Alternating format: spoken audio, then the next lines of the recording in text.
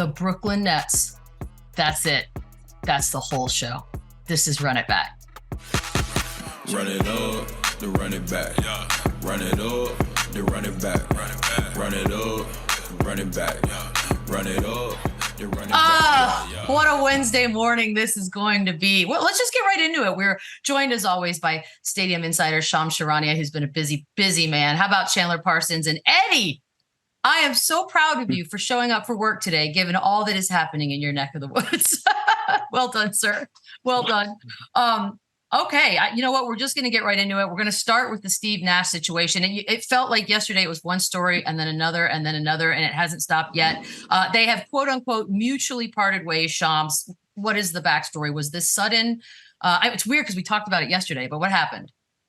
Well, Sean Marks even said yesterday that he and Steve Nash had been discussing this for the last 7 to 10 days. I do believe him. I think Steve Nash, there was a part of him that was also as fed up as really anyone who could be around the Nets has been. I'm told he's been frustrated. He feels the situation was untenable. And that's when the Nets and him obviously decided yesterday to just move on. And in the meantime, the Nets are now figuring out the successor in Ime Udoka. But Nash started the year on the hot seat when your best player, obviously asked for him and Sean Marks to be fired or for him to get traded. He asked for a trade. There's a level of pressure that gets put on the organization. Everyone is going to be evaluated, as Kevin Durant said last night. And this team had pressure going into the year. And if they did not get off to a good start, Steve Nash was always going to be the first one to go. And that 1-4 start and 2-5, that simply was just not going to cut it for a team that was clearly championship or bust. And they still are championship or bust. And Steve Nash was the first guy to take the fall. Championship or bust at this point seems laughable. But Chandler, I mean, we talked about him, why does he want this job? Clearly he did not. So what do you think about the firing? So much. Yeah, I mean, listen, I think this guy was doomed from jump. Like Shams just said, I mean, the amount of distractions that this guy, it wasn't humanly possible to kind of run this organization. And between the James Harden fiasco last year to the Ben Simmons disaster to everything Kyrie is bringing to the table, that it's not a good job, and he's not having fun. He clearly wasn't happy. Like, come back to Manhattan Beach, get ready for the World Cup in a month, because that was miserable. And I agree that I think it was mutual. I don't think he wants to be there. I don't think they want him there.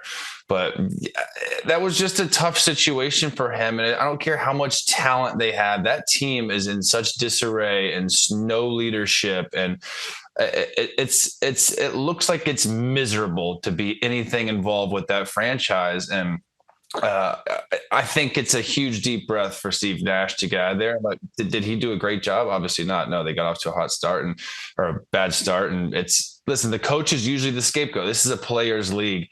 Their best player said this months ago that he wanted him out. With a start like this, it's not very surprising, but yeah, I think the guy had no chance from rip. Nope. Eddie? Yeah. I mean, this has been festering for some time. I agree with Shams. There had been rumors going back weeks at this point of, people wondering if he'll step down, people wondering when it's going to happen. When you start this poorly for a team that went all in this summer, they had their opportunities to, hit the ejection button and rebuild this, both from the top all the way down to on the court, and chose not to. It was always headed this way in a sense. People have been calling for Steve Nash's job since he accepted the role. So for him to eventually say, look, enough is enough, and the organization to say, yeah, you're right. I'm not surprised at all. I'm a little surprised it happened the day between a back-to-back, and, if you're going to do this, why not do this Sunday, or why not wait till Wednesday? But not surprised that this happened. We just talked about this yesterday. You could kind of feel it in the air, I guess. Here's what I don't understand. It's a production league, though. It's a production league. If they win Saturday, if they win Monday, if they win Tuesday, like, you're looking at a different thing. And at the end of the day, Steve Nash just did not get the job done. This Nets team didn't get the job done. And he was the guy that first took the fall for it. And I think we'll see what else is to come, which coach is to come. But Steve Nash was dealt a really bad hand when you talk about the James Harden acquisition. You talk about Kyrie coming in and out of the lineup, now dealing with his situation now. Like, there's been a lot that Steve Nash has dealt with It's unfortunate, but I think he felt as mutual about this as can be. I mean, look, the I think number of that's the point coaches. too.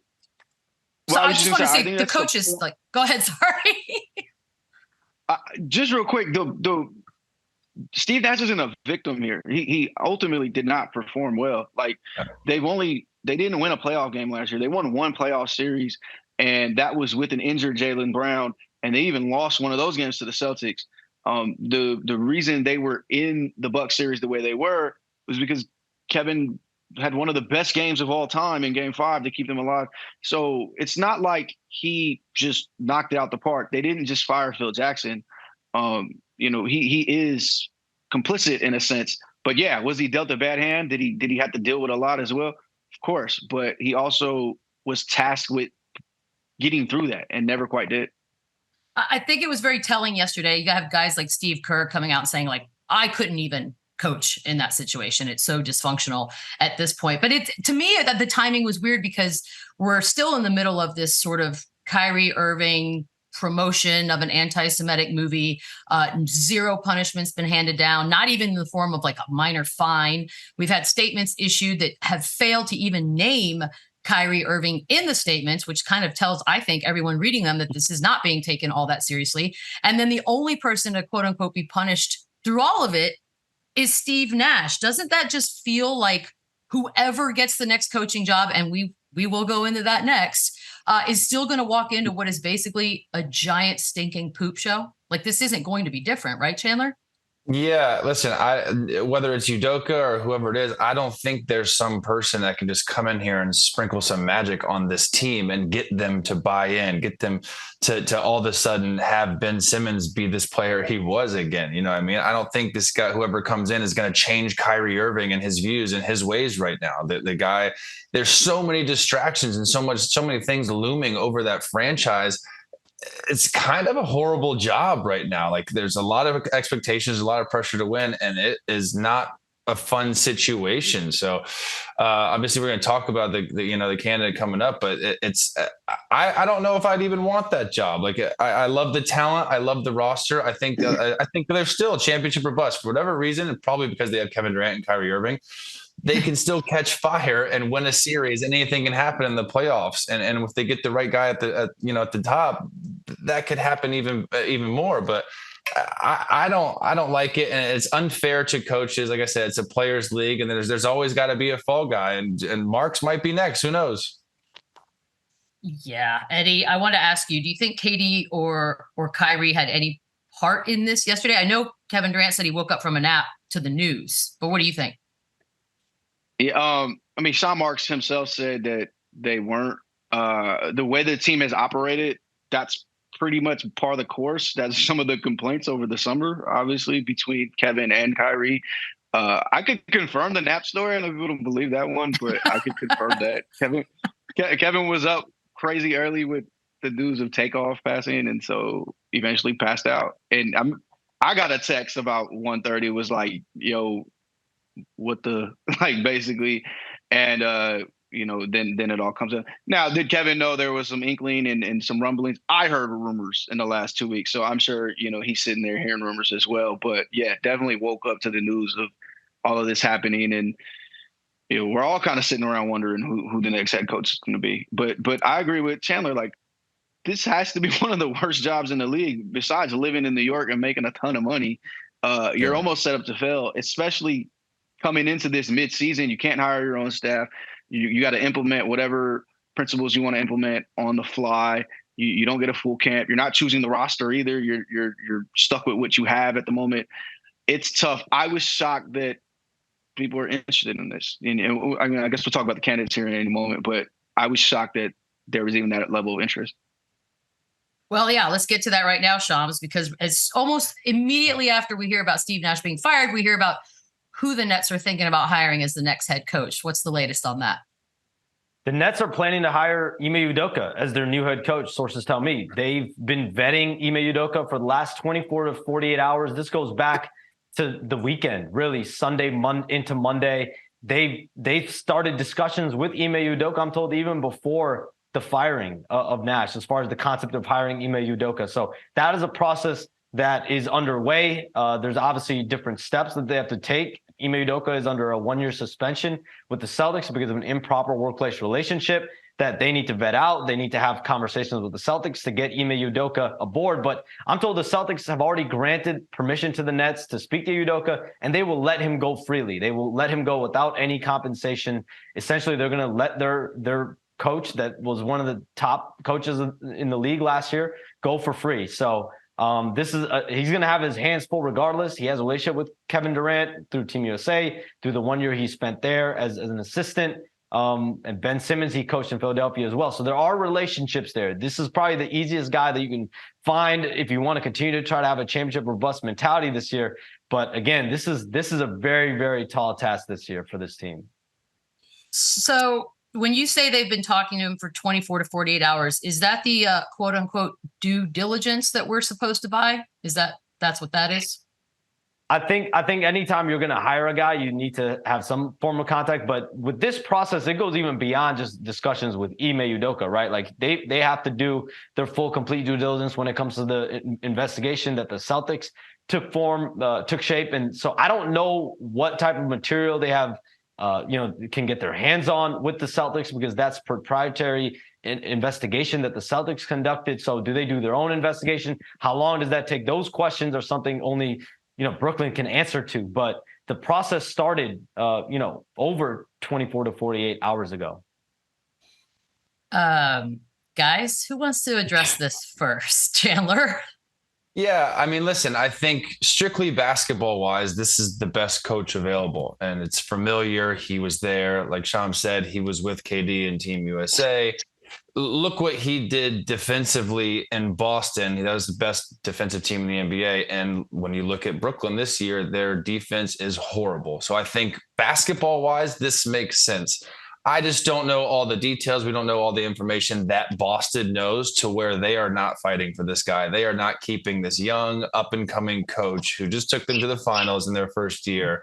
It seems like there's something that we're missing that I would hope Brooklyn would have done their homework on, and something else doesn't come out about the situation. But basketball wise, I like it. I just can't help but think there's something else that Boston knows that we don't know that is stopping them from bringing this guy back or at least fighting for him or something. Like I just, it's a little confusing, but maybe this is the guy that can get those guys to play hard and can relate to them and can get them back and still have championship hopes. But it's there's too much unknown for me to kind of have an opinion on it, really.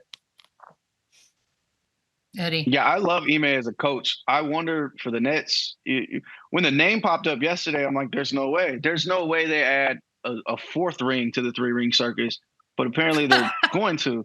Whether you agree, dislike, like his treatment, whatever you believe in the story, the fact is it's a story. And when you get here, he's going to have to answer for it. You're going to have to answer for hiring him, and they're going with it. It's just signals, organizational incompetence in my mind. You're going to make this rougher each way, trying to make it easier. They're trying to take a quick path to right all their wrongs, but this may get better. It's not going to fix it. And is it time for a complete teardown? I don't know. It's tough to tell a team who has Kevin Durant and Kyrie Irving, yeah, build it all again from scratch, try it all over. This didn't work. And clearly they heard that this summer and decided not to.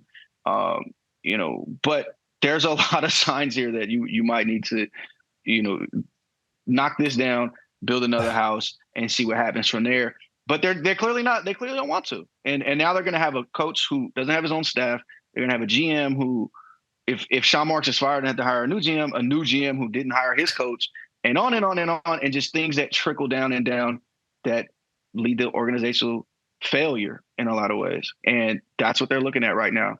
It is. This team needs a NBA Hard Knocks, because this is the one hire where you don't think you can possibly add more storylines to this team and more distractions. And they hire this guy who's ultimately, his suspension for doing what he did was 8 games, and then got a job that's has a very talented roster and a lot of upside. We've also talked about how bad of the job it is, but ultimately this guy's suspension is 8 games, and now he's getting another opportunity. So it just kind of shows you the DNA of the Brooklyn Nets, where we can kind of look the other way on these other things if you're good enough at your job, and which they have to know, and they're going to get shit for this. They have to know they're going to get some bad media for this.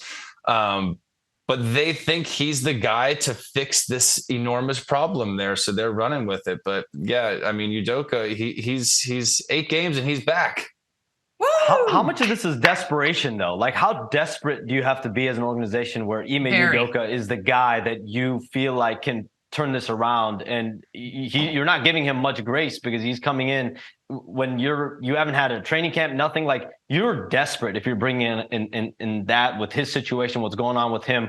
But I think 2 things. One, I mean, it's obvious the Celtics have moved on from Ime Udoka. Joe Mazzulla, as of right now, all signs point he's their head coach. So I don't think there was any interest there in bringing Ime Udoka back in any which way. I think by not firing him, they allowed him not to potentially sue the team. I think there were a lot of different legal issues in terms of just scrapping his entire contract. He got half of his salary for this year, even though he's suspended for the whole year. So he took home, I'm told, around $1.8 million, even though he missed this entire season. So obviously, this is a move where the Nets are really scrapping and clawing for anything. And if anything, maybe Ime Udoka brings a level of authority, a level of toughness that this team didn't have under Steve Nash. But it's obvious they're really grasping for anything right now.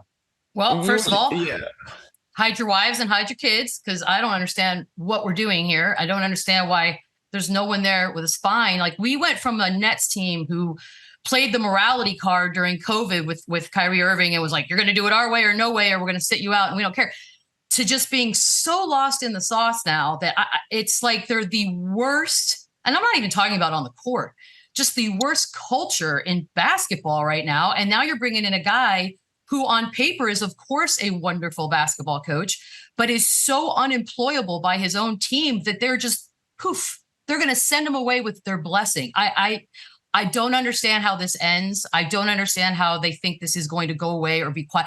And in one of the hardest media markets in the world, the questioning is not going to stop. Ime Udoka, we haven't even heard from him since all this happened. So what's the plan for his first time out? Is he going to address what happened in Boston, or are we just going to sweep that under the rug and keep it moving? To me, this is such a debacle that you cannot script it to be any sloppier or messier than it has turned out to be. And Eddie, I know you're there all the time, and I wonder what the vibe was like even last night. What is the vibe in the building? How are fans reacting to all of this? I mean, it's an awkward tension to everything. You could feel it walking in the arena, even before the fans are there. Just the energy around the team. And, you're talking about the awkwardness when Ben Simmons is at the free throw line, the kind of sense in the air when they realize Kyrie is extremely passive today, and on and on. It's an awkward relationship for the fans and the team right now, between all of the Kyrie drama, between wanting to root for Ben and then realizing what you have in Ben, and then the coaching. And I feel like these fans just want to watch basketball, and then they've been treated to a soap opera that, like, not even a good soap opera, just one they hate. Not even a good soap opera. Yeah. So like they're stuck with, this drama that they never wanted. And then, and on top of that, they're losing games. I think Chandler was right in that the sense of the organization is like, we'll accept whatever if you'll win the games, if you'll play good basketball. But when you lose desperate. Like yesterday, that's desperate. That is desperate. 100%. Like that you're just choosing to completely overlook. I don't know what buzzwords you want to use, character, morale, whatever.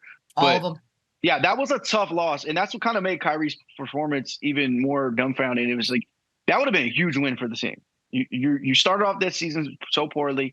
Then you win both legs of this back-to-back. You beat the Bulls, who are a solid team. They were up double digits in the third quarter. They finished strong. Okay, cool. Even with all this going on, we've bandied up and we're handling this together. Cool. And then you blow it in the fourth in the way you did. Kevin had a couple turnovers. Kyrie just outright refused to shoot. A couple big misses on threes. And then the defense was awful in the fourth quarter. So now you're walking out that arena like, we can't get right. And now you're looking in a world where, you win that game, you beat the Wizards, you beat the Hornets, you're at 500 again. Hey, we can rock from here. And now it's just, we don't know who our coach is going to be. I gotta say, this was not the game for Kyrie Irving to come out and do what he did. Like you already have this image and you are already the star player. You're Kyrie Irving, but now you've created this even bigger bullseye on your chest and your coach gets fired, all the hot water you're in. This is not the game, dude, to come out and be passive and play the way you played with no effort and energy. There was a play at the end of the game last night that was literally, there was a loose ball. There was like 2 minutes to go.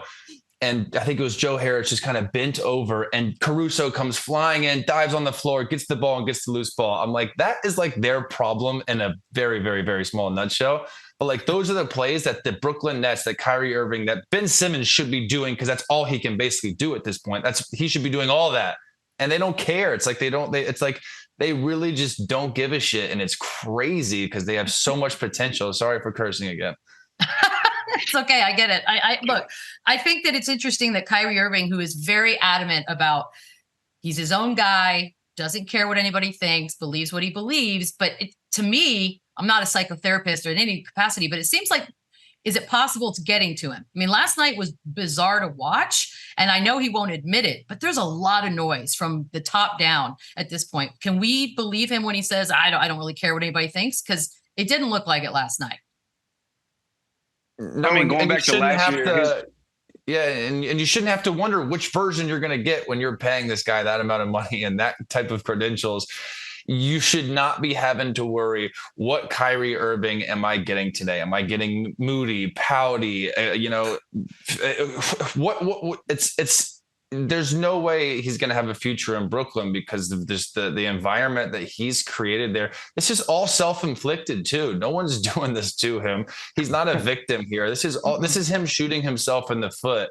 And again, you cannot be making that much money. Listen, I got murdered my whole career for making a lot of money and not producing. I tried, man. I really tried. This guy, he just looked like he could care less last night, which is the most disappointing as an athlete and a competitor. To watch Kyrie pass out of a switch where he had Nikola Vucevic on him was frustrating. In the fourth quarter of a game, he didn't score a point until the fourth quarter. And the shot he took to do that was like into the shot clock. You had to shoot. There's no way around it. He was just extremely passive. Going back to last year, his return game against the Mavericks, it was a little bit more like he played really tense that day. And I think he admitted it afterwards as well. It's tough for Kyrie because you have to understand, and I'm sure he does, he's on a lame duck contract. He's playing for his next contract. Almost all but assumed it won't be with the Brooklyn Nets. So you're auditioning, in a sense, to play for the rest of the league in the middle of what you're supposed to be your prime. And people are wondering if you're even going to be in the league because of all of the things that come with employing you. And we're talking about one of the most talented and skilled players of all time. These shouldn't be even the conversations we're having. And he has to sort that out, and he's running out of time. So it was tough to watch. He's going to have to address, like Eddie said, he's going to have to address this eventually, right? Because he has not done media since Saturday night. They allowed him not to do media Monday night, allowed him not to do media Tuesday night. Eventually, he's going to have to speak. And what is the conversation going to be around? It's going to be around the tweet, and the deletion of the tweet and what's gone into it. We saw Sean Marks said yesterday, we're seeking counsel. We've talked to the Anti-Defamation League. The Anti-Defamation League has put out a statement. There's a lot that is still unanswered with this. And so that cloud is going to hang over the head until it's addressed appropriately. Have you ever seen the GM say, we're not letting this dude do media. We need to let him simmer? Yeah, simmer. We're going to let him simmer, and we don't want to cause any more distractions or whatever. And that's something of that. That I've never seen something like that, man. And to the point where you guys are making, who would want Kyrie? Or say free agencies right now, where does he go? Clippers, Lakers? I can't picture one of these. Somebody would.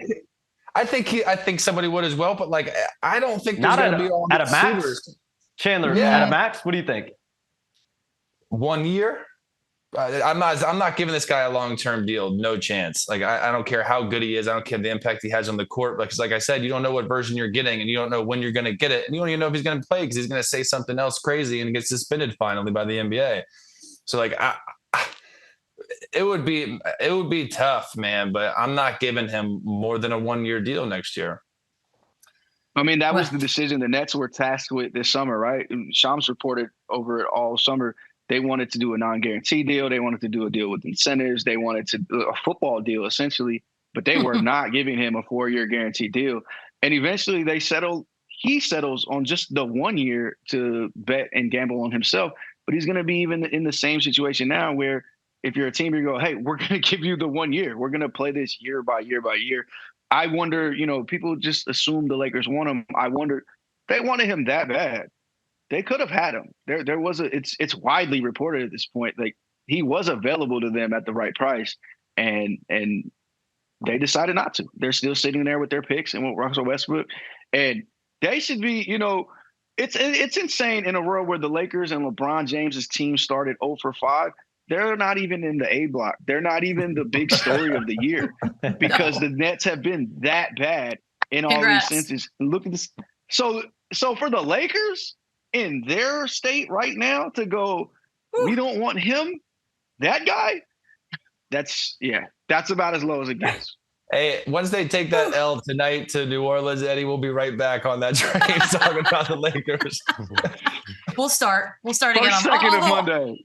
There's so much that could happen between now and we're back on Monday. Who knows? Man, 24 hours has been exciting. We're going to take a quick break. When we come back, Shams got the scoop. Plus, the Thunders on a 4-game win streak. And is Brook Lopez, is he Steph Curry? Is it vice versa? That's next on Run It Back. Run it up, run it back, run it up, run it back, run it up, run it back, run it up, run it back, run it up, and run it back, run it back, run it up. And there you see it, Shams with the latest on De'Aaron Fox, who we now want to hear straight from the source. Shams, the latest on his knee injury is what? So he's really day-to-day right now with the bone bruise. The Kings were really fearing that this could be a serious injury, but they got good news. The MRI showed no structural damage, no structural issue. So he's out tonight against Miami. There is some hope that he could return as soon as Saturday's game against in Orlando. So good news on De'Aaron Fox. The Kings are off to a competitive start, not a good record start. I still think they have a chance potentially to compete for the play-in and a playoff berth. So good news for Eddie's former Kings. And as sure as the sun came up this morning, what do we have? A Ben Simmons update. What do you have on that? So he missed the last 2 games back-to-back. He sat out, and I'm told it is a left knee issue. He has swelling in the knee, and there is doubt on his availability. The Nets started 3-game road trip Friday, Saturday, and then Monday, and then they come back home. So at the earliest, the hope is that he could return next Wednesday against the Knicks. But as of right now, there's some doubt about whether he will play, I'm told, in this upcoming road trip with this left knee issue now. Man, oh man. Shams, I appreciate it. I know you've got stuff to go do. We'll see you Monday. But I'm sure we'll read a lot of your tweets between now and then. So good luck. Guys, we're going to do a little you buying that. We've got some facts, some nuggets, if you will. We're going to start with Chandler. And the Spurs, who are 5-2. You buying that? I'm not. Just took I'm a minute sorry, there. Michelle. I don't even think you're buying it, Michelle. And we know how much you love the Spurs. Listen, it's kind of like a Jazz situation, but the Jazz actually have a deep competitive roster. This team's not trying to win. They're playing well. They're playing hard, but at the end of the day, this is going to implode. This is going to come back to reality. I'm not buying this, and I don't think you are. I don't think Pop is. I don't think anybody is. Excuse me. I think this is a young team that's hungry and they're doing their best. Sometimes that works. Fair enough. Eddie, how about Tyrese Halliburton? Top 5 in assists per game. Are you buying that? Yeah. I mean, he's one of those players in the Luka, James Harden ilk where he has the ball all game. And whenever he wants it, he has it.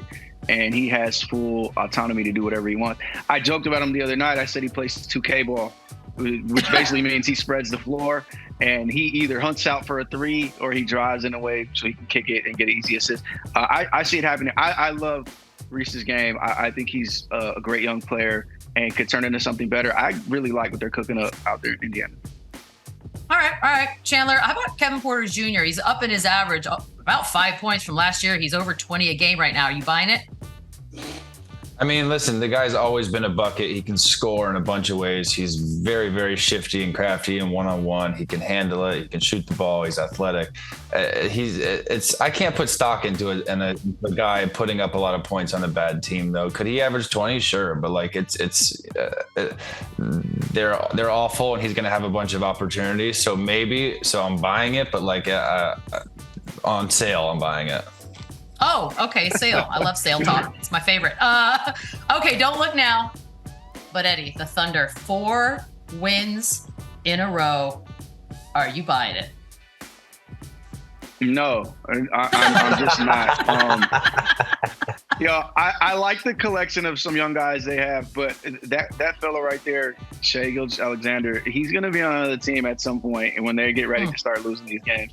But I do love what they're building there. I can't wait to see Chet Holmgren and probably Victor Wembanyama with Chet. Stop it. Don't do that. Which just sounds like make-believe, but no, I'm not buying it. I mean, eventually they're going to do what they've done for the past couple of years and not play competitive basketball for 4 to 5 months at a time.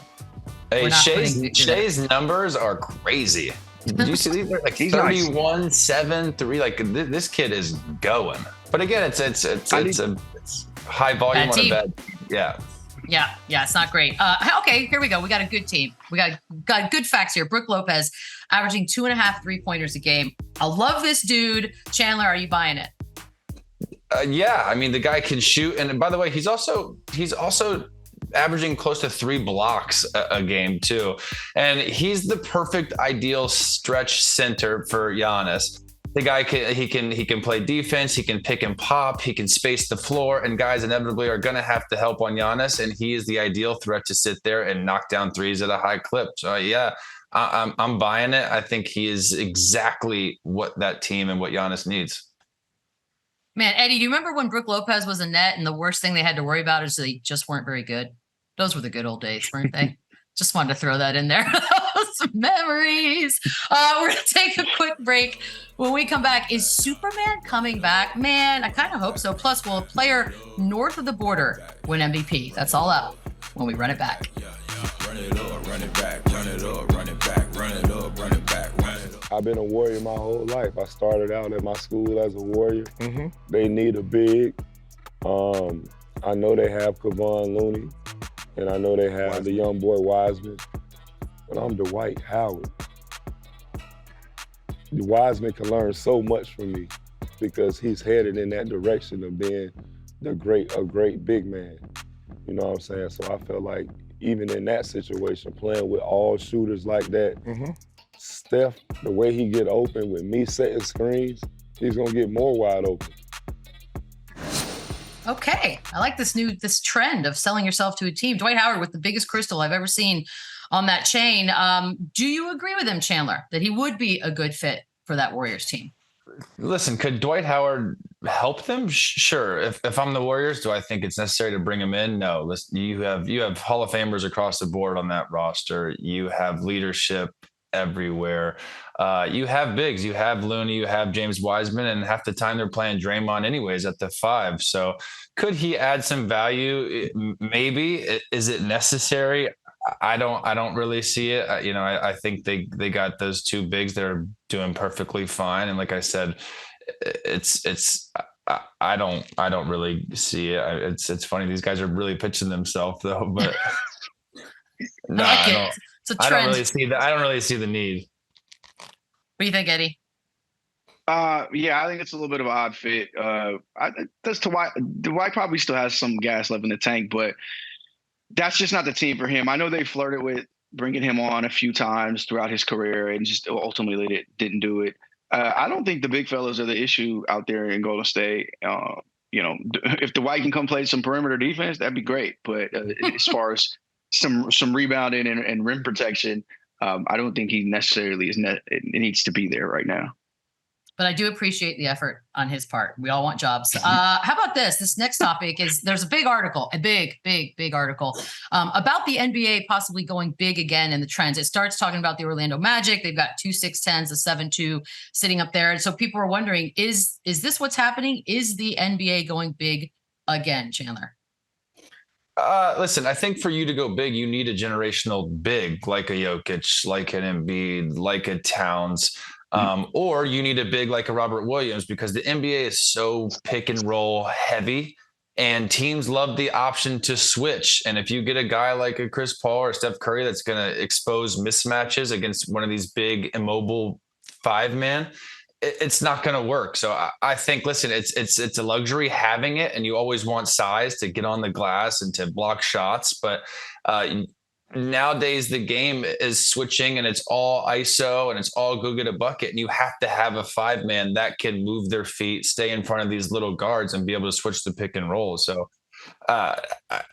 it's nice to have, but no, I don't think it's necessarily going big. But if you are, you better find a really mobile big.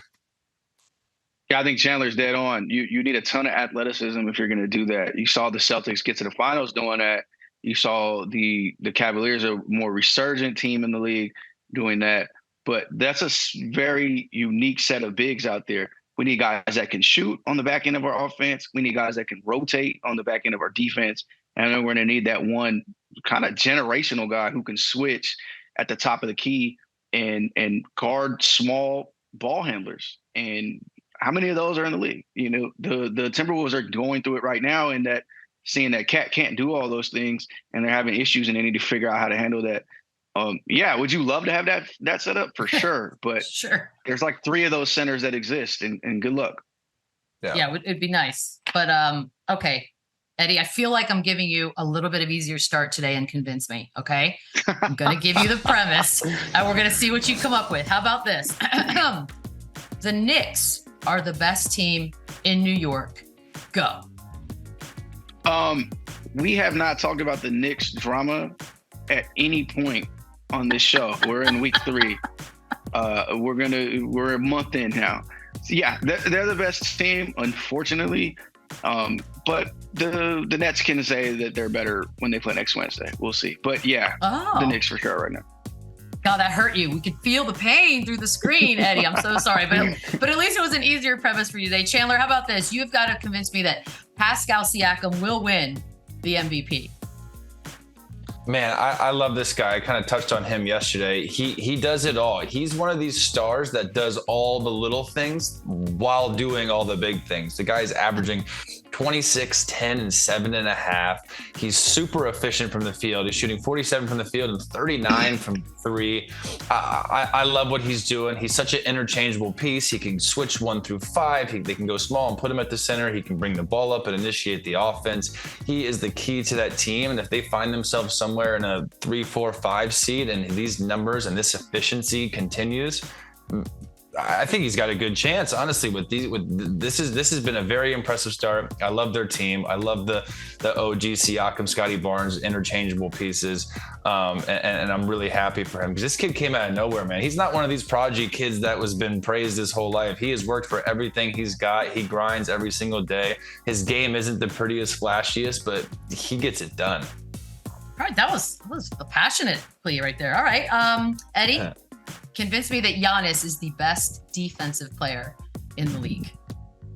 I'm getting layups today. I appreciate that. So this guy, he's just so disruptive on the court with his ability to move at that size, at that length. Much like we were just saying about the league going big, he's just responsible for this on defense as Kevin is on offense. The way he can just cover ground on the court is an undeniable. Yeah, he won a Defensive Player of the Year the same year he won MVP for a reason. It's because he is that guy. All right, well, I figured we owed you some layups because we've been challenging you a bit much the last few days. We do have a couple games tonight. This first one for me is the must watch of the night. It's Grizzlies up in Portland, and we'll start with the Grizzlies on this, sitting at 4-3. How far could this team go? Specifically, how far can Ja Morant take this team, Chandler? I mean, he can take him very far. I think it's all health. Like Desmond Bane, I'm not sure if he's in or he's out tonight, but he's been fantastic for him.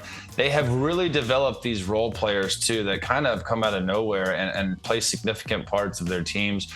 I really love what they do with Tyus Jones, and it gives them just this insurance when Ja is out that they don't really miss a beat. And John Morant, he's becoming an absolute superstar, must-watch TV, and he's fun to watch. I watched him the other night in Utah, and he just torches the defense. He's so quick. He gets to the foul line at will. The guy is unbelievable. And so I think, health permitted, he can take this team deep into the playoffs, if not the finals. Well, he's got a good test tonight in Portland, who's at 5-1, second right now in the Western Conference. You could make the argument, are they the best? Are they legitimate contenders in the West? Because I don't think anyone saw this coming, not this start, right, Eddie? Yeah, it hurts that we won't have Dame for this game tonight because we would love to see this. Give me 7 games of these guys going at it. Ja's just one of the most unstoppable players in the world right now. But Dame has had that before. He still has that in him now. But what I think is exciting about the team right now is the youth they're bringing in. Obviously, Anthony Simons got the big contract, and it's going to be on his shoulders tonight. But someone like Shadon Sharp coming off the bench, he has a ton of talent. And when he finally gets the minutes and gets the opportunity, I think he's gonna be a real part of that rotation as well. I like them at home. I mean, Portland's always tough for teams to go to. It's for a lot of teams the furthest place you can go on the map. I can't wait to see this game tonight. I'm super excited about it. Yeah, I'd love to see Anthony Simons really make it a point tonight and kind of win this matchup against Ja. With Dame out, he's going to have to carry the load offensively. He's been great. He's got the bag. Tonight is a great opportunity for him at home to, kind of go at one of the biggest stars in the league. We got another game also on the West Coast. New Orleans is in Los Angeles playing the Lakers. Of course, the Lakers getting that big first win of the season. Can they build off that? I'm sorry, that was sarcasm. Eddie, can they build off that victory? They can. I mean, they need to. But I think Russell coming off the bench and playing that role where he gets to orchestrate some of the offense, and LeBron can take a little bit of a backseat. He's never going to take a full backseat. That's huge for them, and I think something they can build off of. They're looking at a wounded animal out there right now with the Pelicans. They got to feel like that's a team they can compete with. Even though the Pelicans just blew out the Clippers, like let's not make it like they're that bad. But yeah, that's definitely something they can build off of.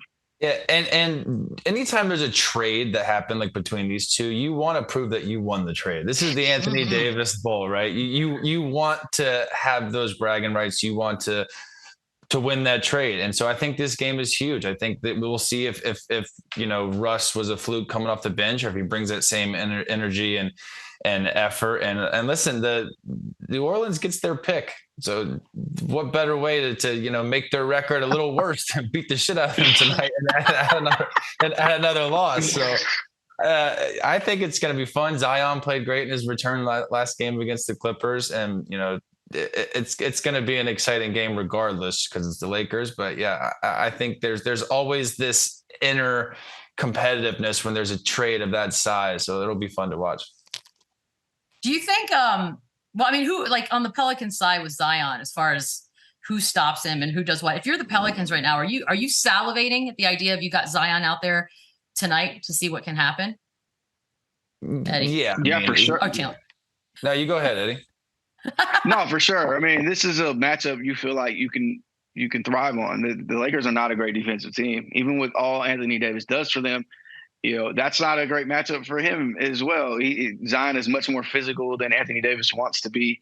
If you're the Pelicans, between him and what you got with CJ McCollum, even Jonas Valanciunas, what he's going to add in the paint for them tonight, he's been great this season.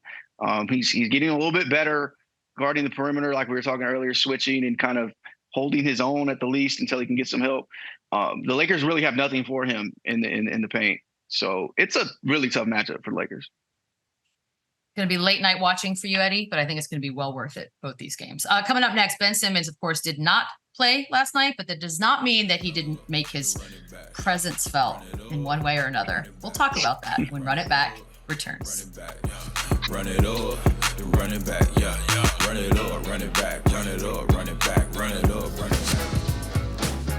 Everyday wins make your day so much better. That's why FanDuel Casino has a daily free-to-play game. Reward Machine is a free game that gives players the chance to win up to $2,000 in casino bonus every day. FanDuel's Reward Machine has already given away over $5 million prizes to over 250,000 winners. To get in on the action, all you have to do is log in daily and spin for a free chance at rewards. FanDuel wants you to win. Play Reward Machine for a free chance at everyday wins only on FanDuel Casino. Oh, it's become my favorite part of every show, and luckily there's enough material to do it forever. It's fit or break time.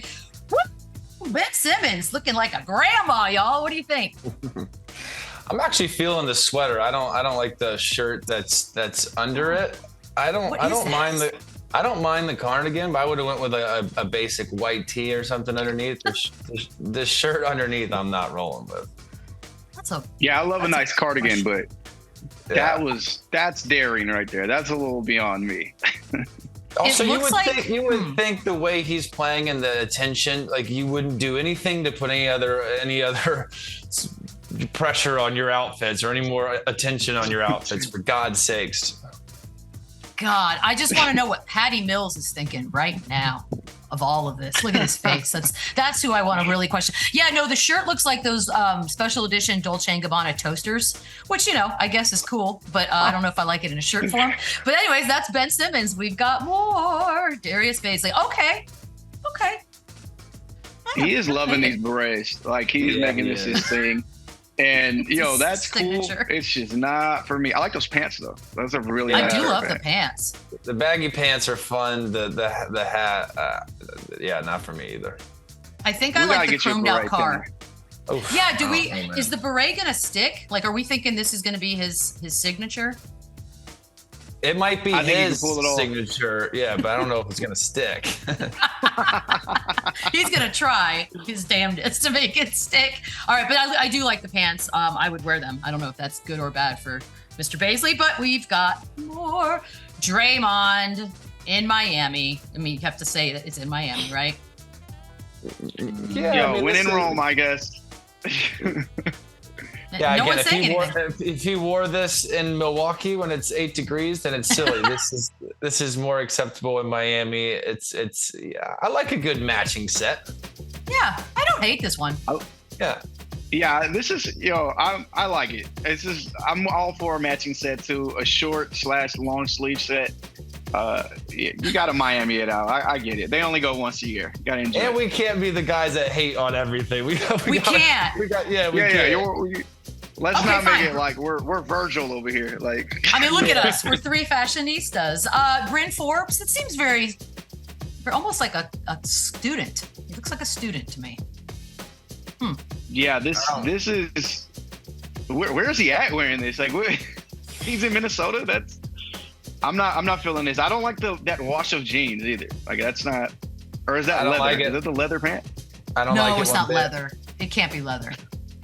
Is it leather? No, I think it's just like a dark kind of washed denim, but those are out.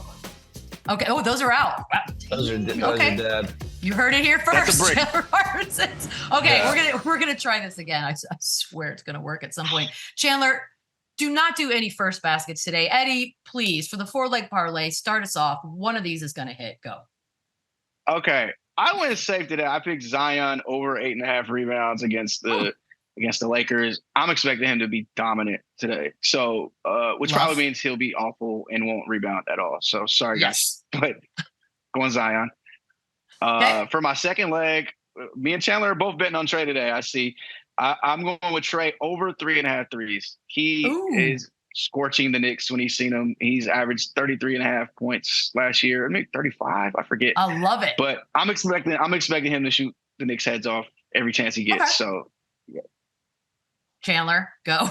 Yeah, this has become a fun rivalry here with the Hawks and the Knicks. I like the Hawks. I think they're a better team. I think if they get up early, the crowd will turn on the Knicks like they always do. And I love that Eddie went with Trae Young because I got Trae going over 30. He has become the biggest villain in New York, and he embraces it, and he is going to absolutely try and torch them tonight. All right, you bet 20, you win 186. And guys, I feel like this one's going to hit. That's going to do it for us on this beautiful Wednesday. Hopefully for all of you, Chandler, Eddie, and Shams, it's drama-free. See you next week.